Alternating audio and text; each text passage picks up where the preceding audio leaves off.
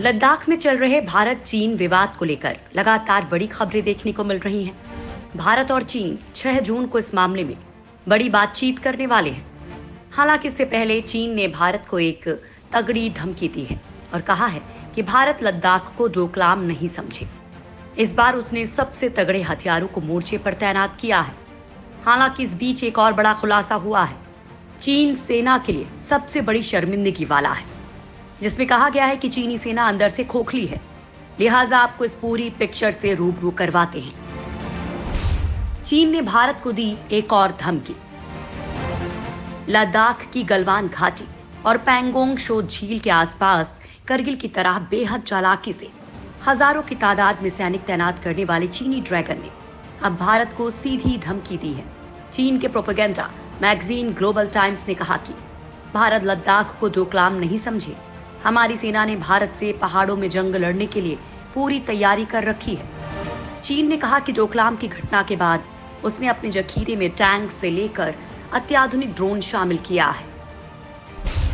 चीन बढ़ा चुका है हथियारों का जखीरा। ग्लोबल टाइम्स ने कहा कि चीन ने अपने हथियारों के जखीरे में टाइप 15 टैंक, Z-20 हेलीकॉप्टर और GJ-2 ड्रोन शामिल किए हैं, जो उसे पहाड़ों और ऊंचाई वाले इलाकों में युद्ध के दौरान बढ़त दिलाएंगे। टाइप 15 टैंक को पिछले साल ही सेना में शामिल किया गया है। चीनी विश्लेषकों ने दावा किया कि तिब्बत के पहाड़ों में यह हल्का टैंक बहुत आसानी से काम करेगा, जबकि बड़े टैंकों को जाने में दिक्कत होगी। ये टैंक किसी भी अन्य टैंक को पीछे छोड़ देगा। PLA ने अत्याधुनिक PCL-181 तोप तैनात की है। 25 टन की इस तोप को कहीं भी बेहद आसानी से ले जाया जा सकता है। हल्की होने की वजह से ये बेहद आसानी से पहाड़ों में घातक हमले कर सकती है। ये पूरी तरह से स्वचालित और अर्ध स्वचालित है। इन दोनों को ही चीन ने जनवरी में ही तिब्बत के पठारों पर तैनात कर रखा है। उन्होंने बताया कि चीनी सेना ने तिब्बत में भारतीय सीमा पर मल्टीपल रॉकेट लॉन्चर सिस्टम तैनात किया है। ये रॉकेट लॉन्चर 370 mm के रॉकेट दागने में सक्षम है। हथियारों की धौंस दिखा रहा चीन।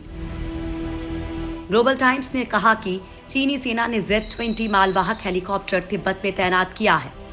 यह हेलीकॉप्टर किसी भी मौसम में सैनिकों और सैन्य साजो सामान को पहुंचा सकता है। इसके अलावा Z-8G विशाल ट्रांसपोर्ट हेलीकॉप्टर तैनात किया गया है। यह हेलीकॉप्टर 4500 फुट की ऊंचाई पर भी काम कर सकता है। चीनी समाचार पत्र ने बताया कि PLA ने हथियारों से लैस GJ-2 ड्रोन निगरानी विमान को तिब्बत में तैनात कर रखा है। इसे पूरे तिब्बत में निगरानी के लिए इस्तेमाल किया जा रहा है। चीन ने दावा किया कि इन हथियारों के बल पर चीनी सेना ऊंचाई वाले इलाके में किसी भी तरह के हमले का जवाब देने में सक्षम है। बता दें कि लद्दाख में चीन ने अपने सदाबहार दोस्त पाकिस्तान की तरह चालबाजी की है। दरअसल सेना के कुछ जवानों के कोरोना संक्रमित होने के बाद भारत ने वास्तविक नियंत्रण रेखा LAC के करीब मार्च के शुरू में अपने होने वाले अभ्यास को कुछ समय के लिए टाल दिया था। इसी का फायदा उठाते हुए चीनी सेना ने रणनीतिक दृष्टि से अहम भारतीय सेना के पेट्रोलिंग वाले इलाके में आगे बढ़ते हुए वहां अपनी पोजीशन मजबूत कर ली। इसके बाद से दोनों देशों के बीच तनाव चरम पर है। सैटेलाइट तस्वीरों के हवाले से सरकारी सूत्रों ने बताया कि चीनी सैनिक भारतीय सेना के पेट्रोलिंग वाले इलाकों में पोजीशन ले चुके हैं और कुछ रणनीतिक दृष्टि से अहम क्षेत्र में भी आ गए हैं। भारत चीन तनाव पर 6 जून बेहद खास। भारत और चीन के बीच जारी तनातनी के बीच lieutenant general YK Joshi Ladakh पहुंच गए हैं। वो वहां मौजूदा स्थिति का जायजा लेंगे। लद्दाख भारतीय सेना की 14वीं कोर के अंडर आता है और ये कोर नॉर्दर्न कमांड में आती है। 14वीं कोर का हेडक्वार्टर लेह में है, जहां नॉर्दर्न आर्मी कमांडर गए हैं। लेफ्टिनेंट जनरल YK जोशी पहले 14वीं कोर के कमांडर भी रह चुके हैं। ईस्टर्न लद्दाख में चल रहे तनाव के बीच आर्मी कमांडर का ये दौरा अहम माना जा रहा है। मंगलवार को भारत चीन के बीच तनाव खत्म करने के लिए हाईएस्ट कमांडर लेवल की मीटिंग भी हुई, जिसका कोई नतीजा नहीं निकल पाया।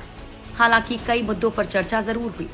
LAC पर तनाव दूर करने के लिए प्रोटोकॉल के मुताबिक लोकल कमांडर डेलीगेशन लेवल और हाईएस्ट कमांडर स्तर की मीटिंग होती है।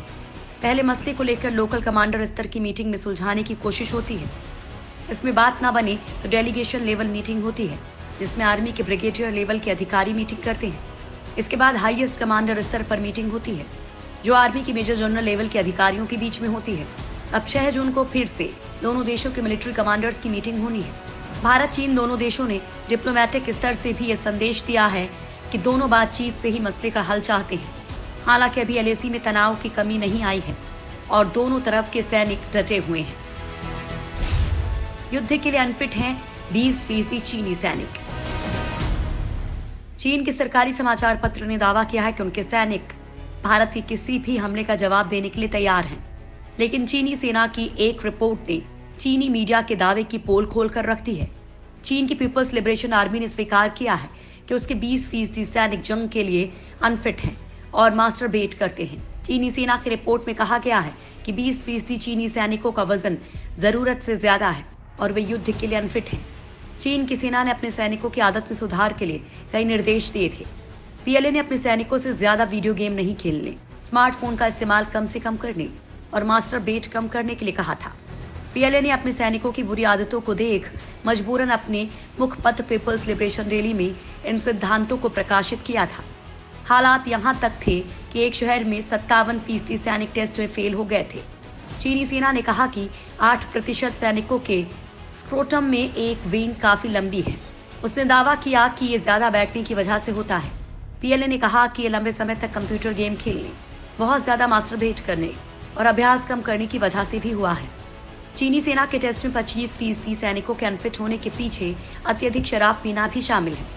इसके अलावा कई सैनिक खराब डाइट की वजह से भी अनफिट साबित हुए हैं। चीनी सेना ने कहा कि 46% सैनिक विजन टेस्ट में फेल हुए। ये लोग अपने फोन पर चिपके रहते हैं। बहुत ज्यादा स्क्रीन देखने से उनकी नजर कमजोर पड़ गई है। पीएलए ने कहा कि सैनिक बहुत ज्यादा जंक फूड खाते हैं और इसकी वजह से टेस्ट में फेल हुए। गंदा पानी पीने की वजह से उन्हें साइनस की भी दिक्कत है।